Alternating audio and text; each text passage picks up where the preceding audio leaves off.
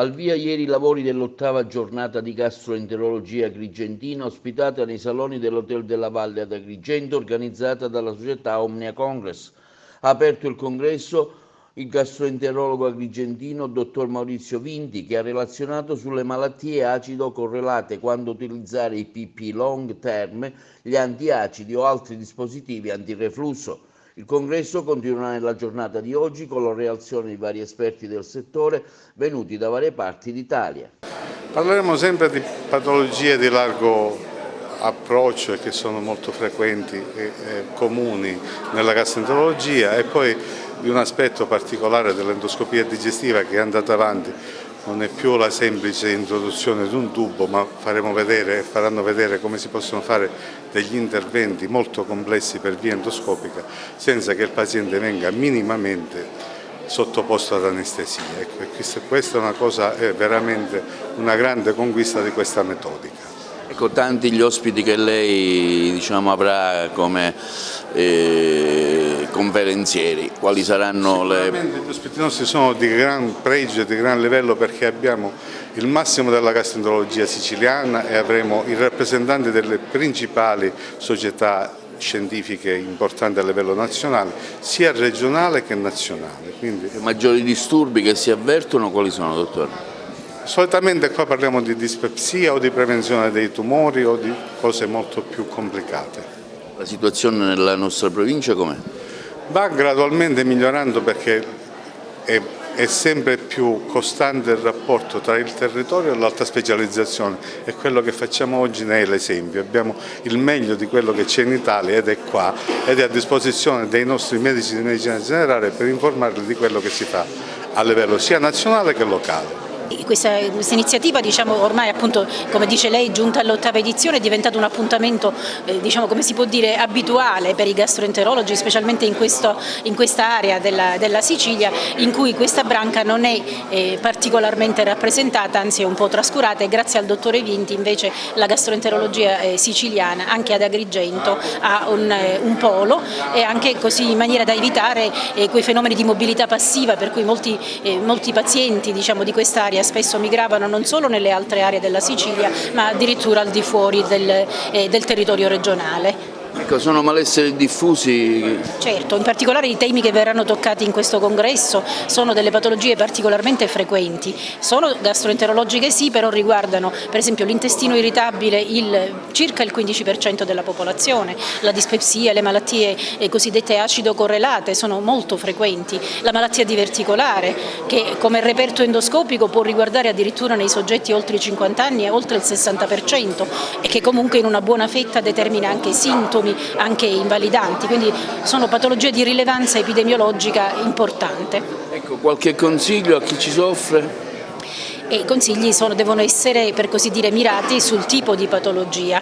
Intanto è vero che di queste patologie esistono da una parte le patologie funzionali, dall'altra quelle che hanno un corrispettivo organico. Per le patologie funzionali è vero che nel 70% dei casi è il medico di medicina generale il primo attore e che può gestire comunque le forme più lievi.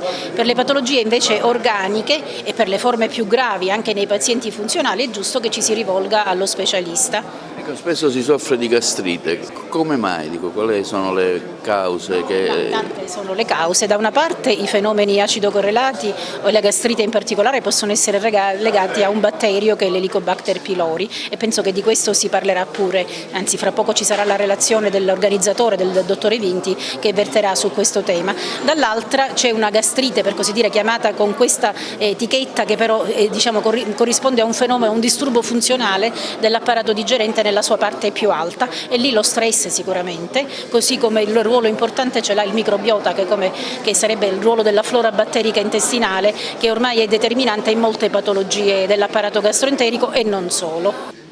Oggi un'interessante iniziativa, è la seconda giornata, giunta alla sua 8ª edizione il convegno di gastroenterologia.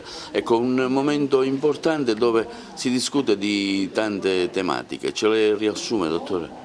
Sì, volentieri. Credo però che sia doveroso fare i complimenti a Maurizio Vinti, perché come ha detto lei, 8ª edizione in un momento italiano, istituzionale, scientifico non facile, vuol dire avere caparbietà, capacità e avere raccolto oggi ad Agrigento, oltre a tantissimi colleghi medici, anche un parterre di livello straordinario, direi europeo, con presidenti e past presidenti della Federazione, della Società Italiana di Gastroenterologia.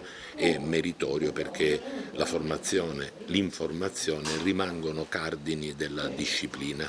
Bisogna dire cos'è la gastroenterologia, ma non in tipo, diciamo, sindacale, senza nulla togliere a questa parte di attività, ma dal punto di vista scientifico, offrire la salute gastroenterologica al cittadino. Siamo qua oggi a parlare a tutto tondo, da alimentazione a prevenzione, a campagna di prevenzione e rilancio dello screening di cancro colorettale, che nel sud ha grandi difficoltà, e a cercare, come ho voluto dire, portando i saluti, non solo di curare le malattie, ma soprattutto di prevenirle, quindi gestire, mantenere la salute gastroenterologica del cittadino. Mi sono distratto tranquillo. Le problematiche sono tanti, il reflusso gastrico, spesso diciamo, si manifestano aria nello stomaco, insomma tante sono le iniziative che dibatterete, no?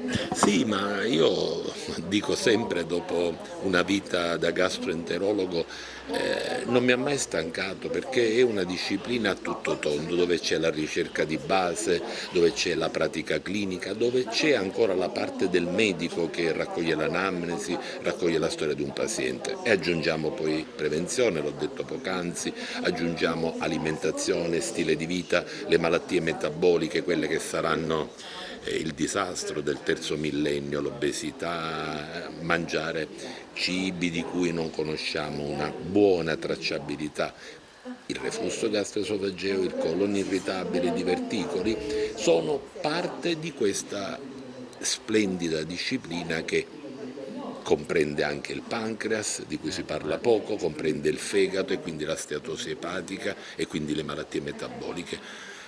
C'è una parte anche diagnostica strumentale in grandissima evoluzione, parleremo anche di un'endoscopia avanzata, dove l'endoscopia ai livelli che ci competono riesce anche molte volte a supplire l'atto chirurgico inteso in senso tradizionale. Ecco, c'è anche un sostegno da parte di medicine indicate?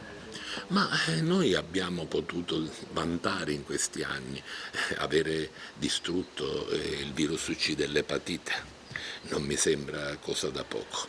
Avere noi gestito bene il reflusso gastroesofageo con tutte le difficoltà che riguardano i prazoli, avere una difficoltà oggettiva con l'invecchiamento della popolazione, quindi la malattia diverticolare, ne cito una, sono chiaramente elementi e passaggi importanti anche per fare appropriatezza.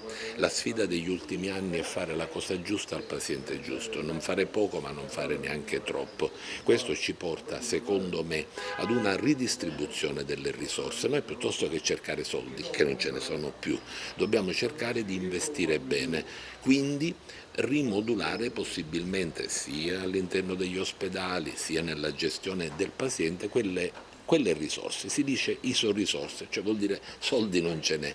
Cuocendoci in questo brodo dobbiamo essere bravi a fare la cosa giusta a quel paziente.